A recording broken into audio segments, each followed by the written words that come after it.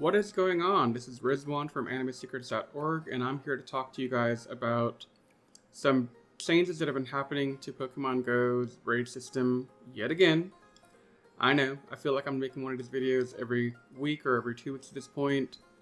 But this one is a bit more interesting, to me anyway, because of the effects it's having on the Mega System, again, because of course the Mega System will always have something new happening to it.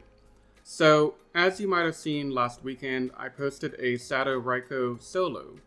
And full disclosure, transparency, and all that good stuff, I didn't really do my due diligence into finding out why that raid challenge was even possible. I just heard some of my friends had done it. I didn't really look too much into it, and I just tried it, first go, got it, called it a day, moved on. Well, there's actually a reason why that solo was able to happen, and the people I work with over at the Pokebattler Discord posted a pretty nice article on Silph Road on Reddit, kind of walking us through all the different changes going on now in Pokemon Go raid system. And you can find this article on the Silph Road Subreddit. If you look for Flyfunner, you'll see a lot of the articles we've been posting over the last month or two, going into different mechanics that we've been investigating. So a lot of this most recent article deals with max battles, which are not my concern or interest for this video.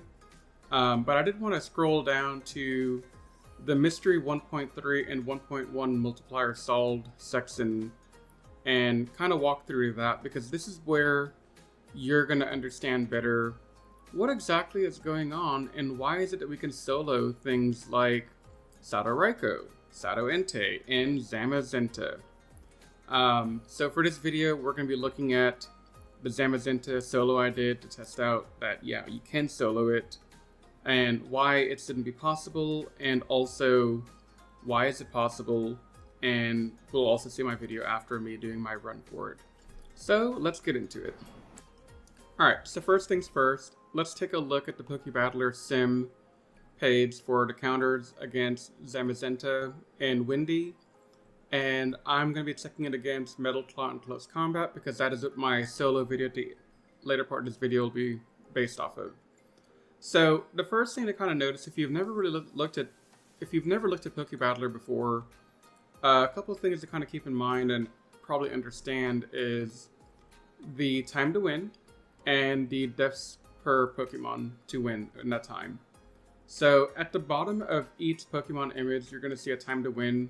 So for example, Mega Rayquaza has a time to win of 338.2, and that means it'll take Mega Rayquaza 338 seconds to defeat a Zamazenta, and that little 8 next to the skull and crossbone means Mega Rayquaza will faint 8 times in the process against his moveset, and will need to re-lobby at least 8 times to see it through to the end, assuming no bugs happen and nothing weird happens. So, why is this impossible? Well, the raid only has 300 seconds, and every re-lobby you do roughly takes about 10 seconds if you're quick to get it done.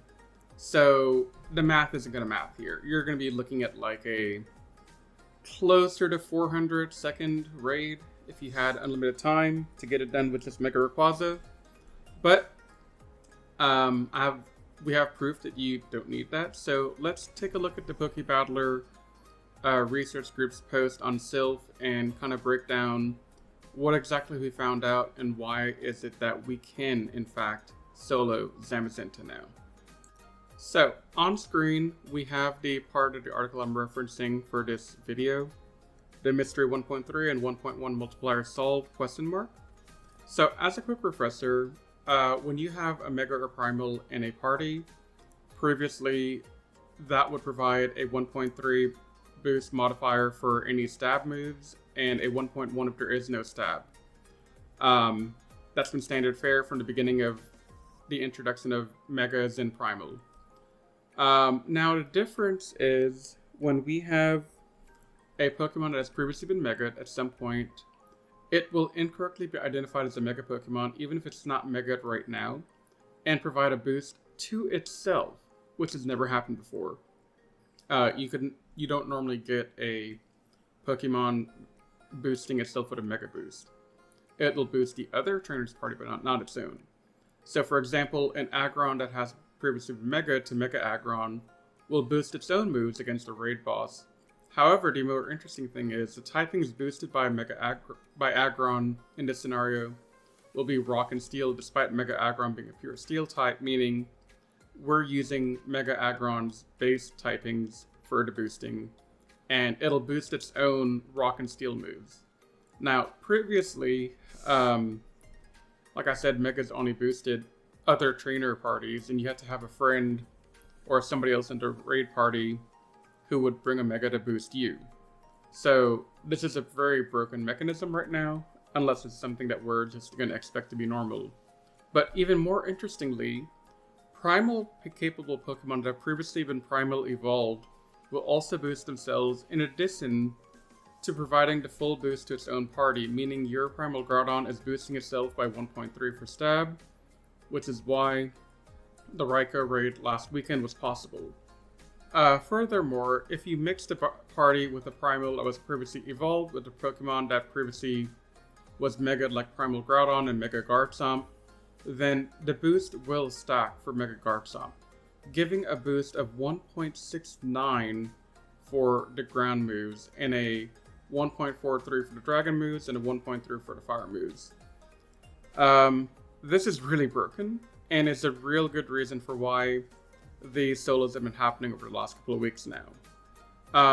But like the article says at the bottom, there are quite a few other scenarios still to kind of test out, such as what happens if you have Primal Groudon and Primal Kyogre in the same party. Will you be able to boost all 6 typings at the same time, or will it pick the first one in the list? We don't know. That'll be something to check into the future. Also, this will be affecting max raids. You can read the article for more information on that. I don't want to take up too much time with it. Also, one quick funny side note is that this all really helps explain why we were seeing achievements like this at the end of raids, like the one on screen where a Latios is shown as a Mega Master. It's because the Latios is being determined to be Mega when it's not, and it's popping up like that. So it's just a funny little glitch from Niantic that I thought was worth sharing for a couple of laughs. Thanks to my friend Iro Ikari for sending me this. It's really awesome. But yeah, so let's get to the main event, the Zamazenta Solo. So for this raid, I'll be using one level 50 Mega Rayquaza, and I'll just be throwing Dragon Ascent. The weather is windy, and so I'll be just throwing Dragon Ascent, and as I faint out, I'll re-lobby, revive, come back in, do it again. There's not too much to this raid at this point. It's a very simple raid. There's nothing else to really talk about here, so if you guys have any comments or questions, please feel free to reach out on our YouTube channel. Comment down below. Remember to subscribe to our YouTube channel. And yeah, so until next time, this is Rizwan signing out.